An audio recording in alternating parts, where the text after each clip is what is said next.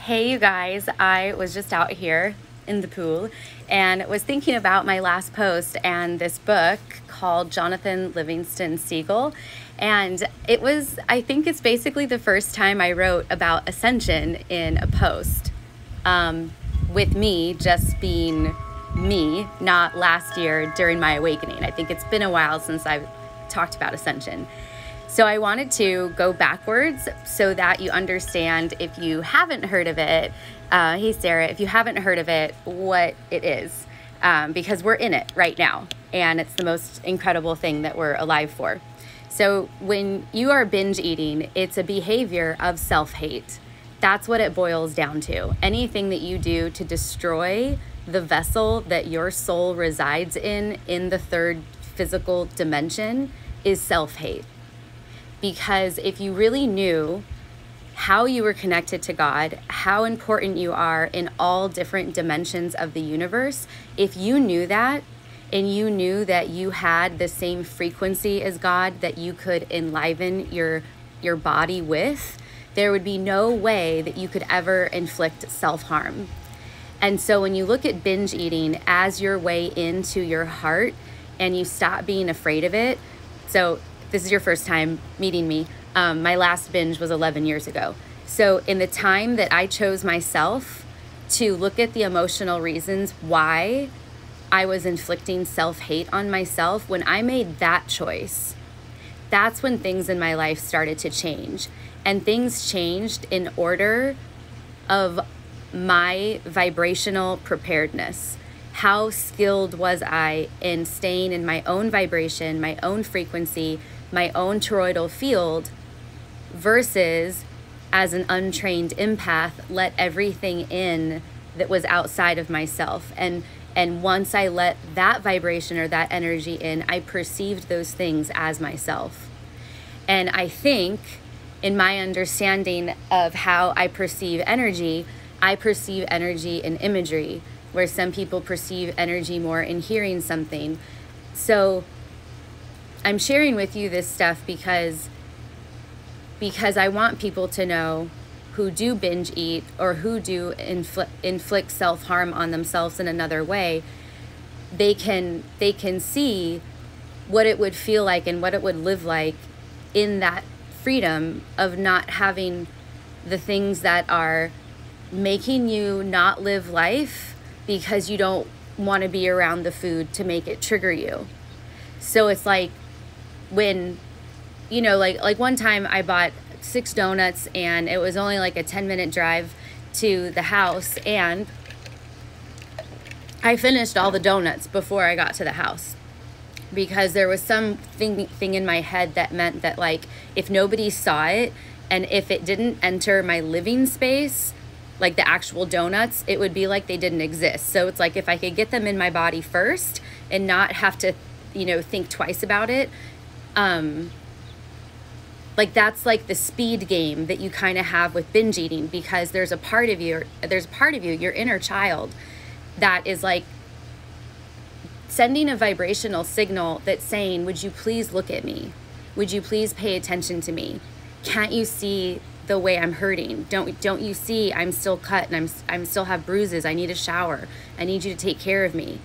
Your inner child does speak to you, because there's plenty of times where I knew if I could get through the first stage of binging, I wouldn't have to contemplate what that inner voice was saying. So the speed that we eat, we're trying to get that voice away, so then we can focus on the physical discomfort in our body with whatever self-harm it was, so that we switch focus to the physical body to distract us from that inner child emotional pain. And we learn to do that. Like, everybody has outlets for doing it. I just know the outlet through binge eating. And I'm finally like really seeing the value in the 11 years of inner work that I've been doing to be able to talk about it like this, and to recognize that I am on the other side of it because I don't turn to food. So, that's like a cool thing as a former binge eater. So if you girls are on here live, what do you think? Does this like make sense? Because, yeah, it's kind of a lot. So as you're learning to listen to your inner child, when you do make that choice to stop inflicting your self-harm, mind binge eating, when you make that choice, then that means when you make that choice and you kind of like feel that emotional release, or you kind of feel like you can sink, like you can settle, like maybe now for the first time it's going to be okay to actually be in my body, because the self-harm people like me, we inflict it on ourselves. So what would it feel like to no longer have that urge? Like, oh my God, what, really? Seriously? So I think when you have like that vibration, that you realize there's something larger going on and you're willing to look at it, and you're willing to care for yourself because you realize this is going to take commitment from yourself, I believe that's the first stage of the brain and heart getting into coherence, because it's minuscule, right? Like your level of belief of if you can do it, if you can stop that binge or self-harm habit is really minuscule, because you've tried it before in so many different ways. So you're like, am I really going to get there this time?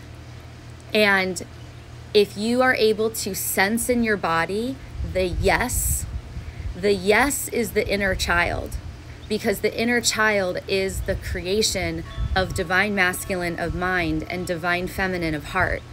So when those two are together, that frequency, divine masculine, vibration, divine feminine, matter, the body, when you can feel or hear or smell, if it's, your grandma's favorite perfume that you smell in that moment, whatever your body's 5 senses tells you, when you have that little teeny tiny fragment of belief that you can stop this habit, with the intention that you're saying, okay, fuck it, I can't do this anymore, tell me what to do.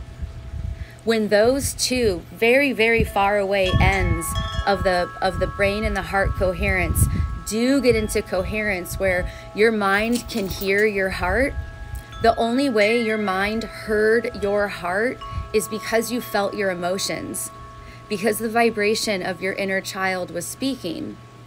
And when that vibration of your inner child was speaking, your cells started to vibrate at that rate of that relief of, oh my God, I'm going to be free of being hurt over and over and over again by myself.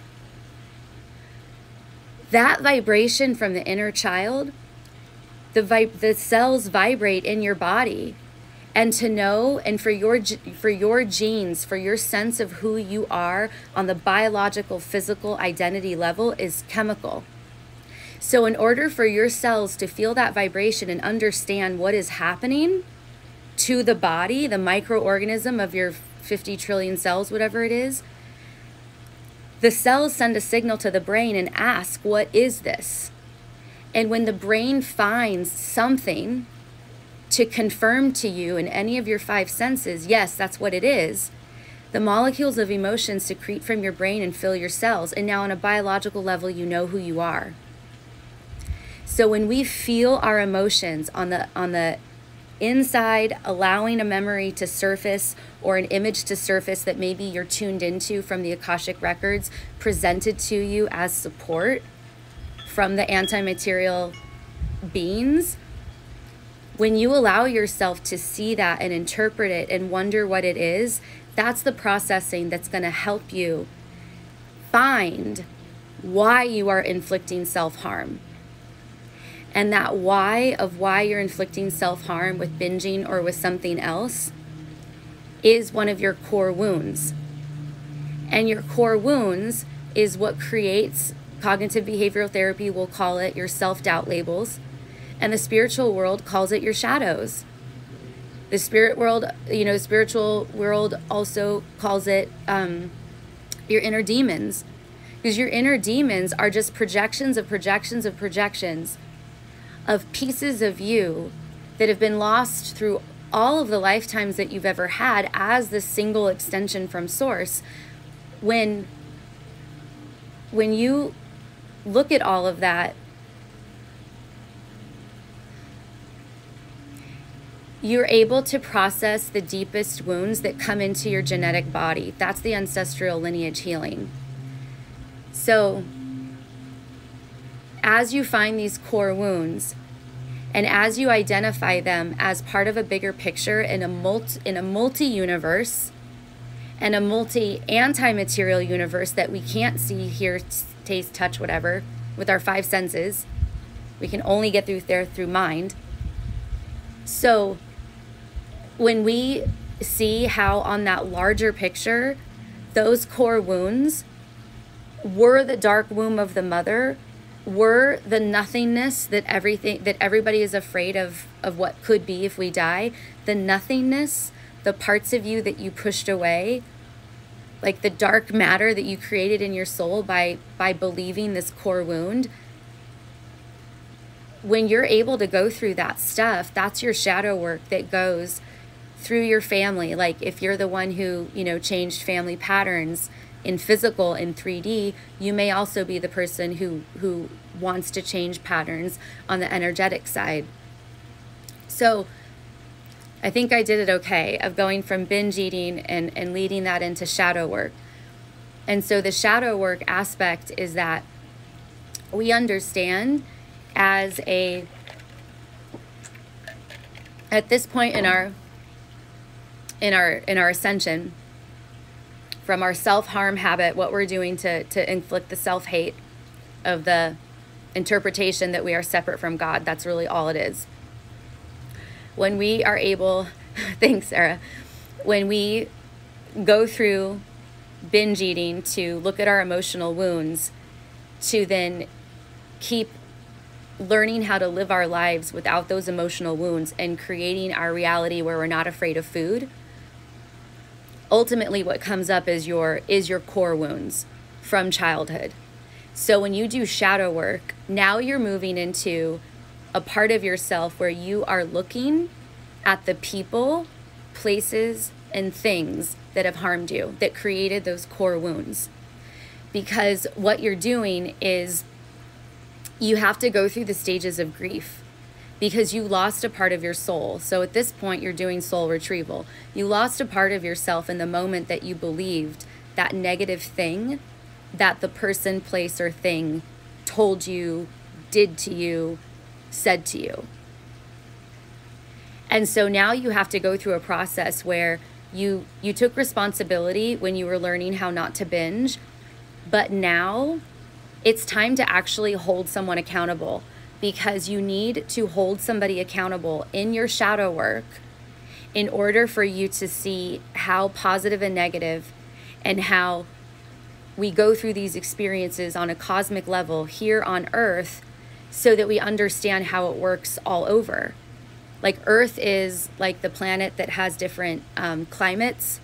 It's the planet that the reptilians seeded to say, hey, there's all different like creatures on this planet. It's not just one. Let us show you how fear and frustration can lead the way, so that you don't get, so it was kill or be killed at that time.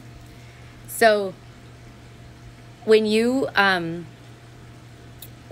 starting to understand that if you came here to learn more about yourself, like you understand there's some other cosmic design going on, when you make that connection and you realize that there's a high self that you can tap into, that then taps into everything and is your way, the truth, the life. That's the Christ part that Jesus would talk about.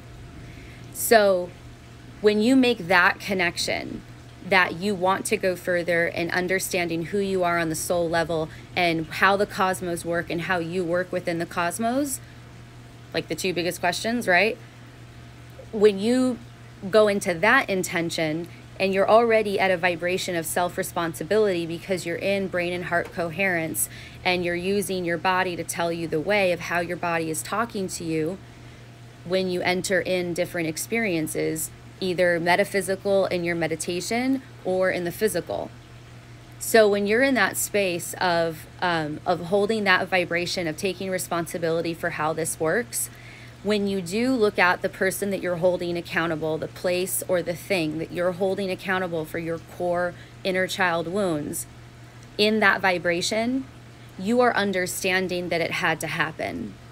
and you are understanding that that negative experience in our positive and negative holographic universe, you understand that those negative experiences had to happen.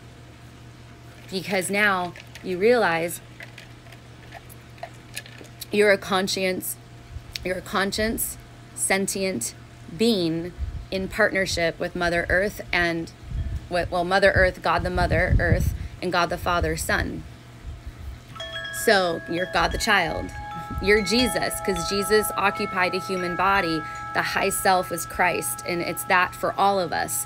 That's why the Bible says, and God says, only one begotten Son. One Son. This Son of God is the only begotten Son. This Son is the Christ consciousness for the God that is like of all the universes. So we've been told what it is.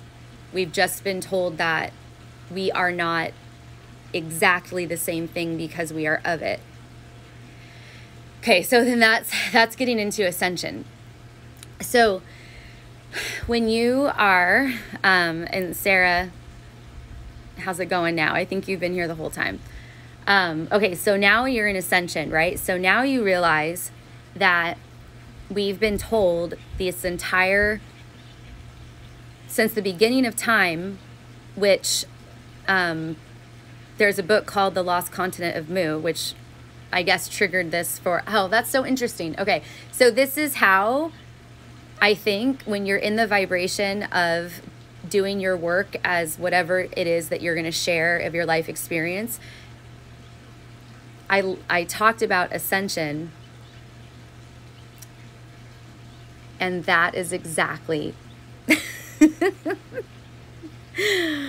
oh my God. So I had journaled about this, and it's all just coming together right now. Okay, so side note, sorry about that. So when you start to look at, because the Mu came up, because I saw about the new variant is called Mu. That triggered me. So the lost continent of Mu is basically a species that was here to help us connect with the earth.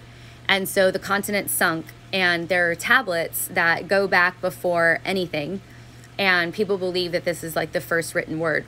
And so I wanted to like go back that far, because I had two big questions of what went wrong in the law of attraction, because why do we create our realities out of pain instead of our truth? And like, who was the first perpetrator? Who's the first person to blame for what's going on right now? So when I got to the Mu and these tablets, I was like, cool. It's just everything is an interpretation of what everything is. So multiple cultures around the world have talked about exactly what we're going through. And they've talked about how you connect with your light body, the part of you that is the photon of light, how you can connect with your light body to transform it by intentionally raising its vibration. And you intentionally raise your vibration when you do shadow work. And you do shadow work continually when you have habits of self-harm like binging. So what we're doing now, let's see if my mom is inside. So what we're doing now is there's been a lot of us who in our quest to feel better about ourselves, we're looking at our self-harm, we've been willing to go through shadow work. And the more that you end up uncovering about yourself, the more you start to uncover about the world. And the world is not Earth. The world is not Mother Earth. The world is the structures that we've placed upon it based on the belief that we are separate from God. So the world structures have an identity built on separation. The Earth structures has an identity based on inclusion, wholeness, one. Because on that quantum level it is. So when you're doing that shadow work and you're finding out about how the structures work and how the structures are held in place through the energetic field of people's physical body, through their vibration and through their intention, their mindset, when you see how that works together and how when you take the time to review a societal structure that bothers you, and then you find out why it bothers you, and then you're willing to process that emotion, on that level of shadow work to ascension, that means that as you perceive that emotion, you are willing to physically experience the negative vibration of that image you are viewing. And when you do that, you are clearing parts of the collective, because the vibration that you held that matched the vibration of the thing in the collective, and your willingness to excavate any dark matter that might be in your heart, any of your heart walls, any of your soul fragments that you left behind when you were hurt, when you realize that by you viewing and feeling the thing that you're viewing and feeling, you are allowing your own personal experience of that same emotion to come up to your mind, to again for you to look at it, look at the perpetrator. But what happens is, okay, this is key, because now you're getting more into being like less shadow work and more just doing ascension work. The perpetrator is no longer the perpetrator. At this point, when you're going through societal structures, you see it as the organism that had to take place in order for the earth experience to evolve with that vibration also, because vibration is emotion. Emotion is just a measurement of vibration. So your shadow work will at times become less personal and less forgiveness and more just objective observation of how it works, and recognizing that we don't need that system anymore. And so now you make a commitment as the inner child, again, because your inner child is the physical experience.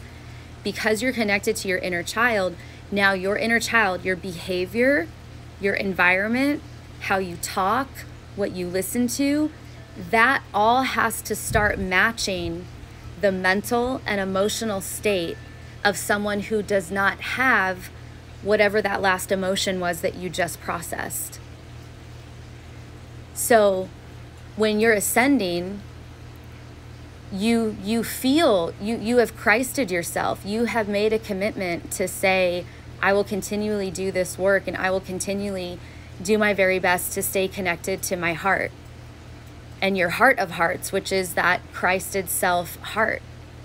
So to go from self-harm to shadow work to ascension is a massive deal, because what you've decided in the moment of that first step of self-love to say, I'm willing to look at why I keep binging. I'm tired of binging. I'm willing to look at the reason why, no matter how painful it is. That decision, if you keep going with it through shadow work into ascension, you are showing the way, because you kept going. And as you kept going and evolving, you became less of the ego of however it was that you presented people, however you presented yourself to people. That ego is only the ego is only held in place by the outside giving you your confirmation. That's all. That's how ego sustains itself. So as you stop letting people into your field as an empath and perceiving their vibration as your identity, when you stop holding people accountable, when you stop holding structures accountable, because now you're at this level of awareness, of understanding it all had to be there to have the experience of life, to actually fall asleep and dream that you're separate from God, to have an awakening path.